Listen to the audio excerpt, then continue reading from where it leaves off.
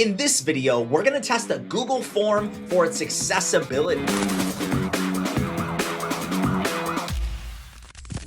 Welcome to the Accessibility Guide channel. My name is Sean Jordison, and let's jump into the ring.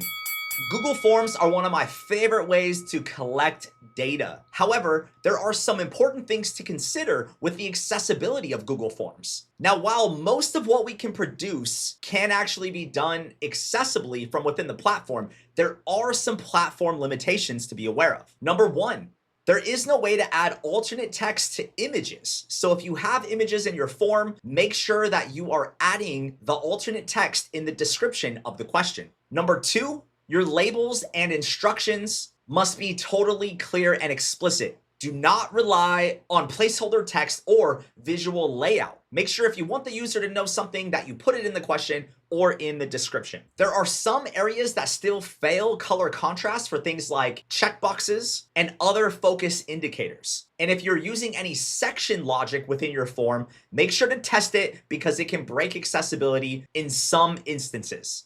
Now, with that said, I have a sample form pulled up and we want to test the accessibility of it. So I'm actually going to launch my screen reader and let's see if we can get into some trouble. For today, I'm going to use NVDA. Published, button edit the heading level 1 Google Sheets accessibility. So the first thing I notice is that the heading structure comes through. This is fantastic. We have a heading level 1 at the very top. Gathering information to and our information is being read appropriately so far. Experience power, expect this and your responses will. And right now I'm just navigating through the content. I really want to test the form specific components of this Google form. All right, so I was able to navigate to that form field by pressing my tab key quite a few times. This survey is designed to help. Let's go ahead and select next. Next button, Google Sheets accessibility. Now we're going to use our screen reader to navigate the different components of our required form fields here. Heading level published, copy response, edit this list. Indicate your current skill level with Excel required question grouping required. 0, not familiar. So what it just did was it read the actual heading of the grouping, and now it's reading the individual selections for my radio buttons. 1, beginner. 2, interm. 3, 4, teacher. 0, not familiar. 1, beginner. And once I make my selection using the keyboard, I can simply tab over to the next question. How frequently do you use this tool in your day-to-day work? Required question grouping required. Daily radio.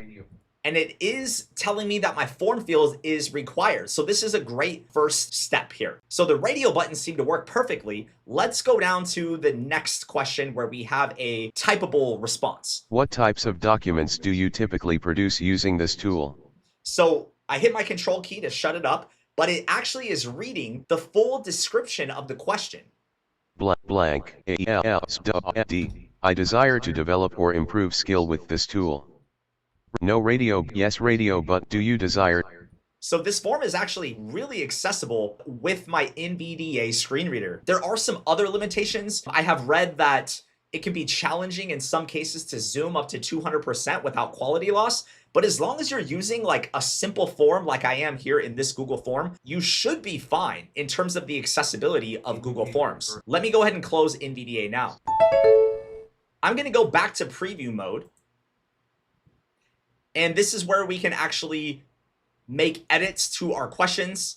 We have different sections. We could add video or images. But again, you want to be very careful if you're adding in any images.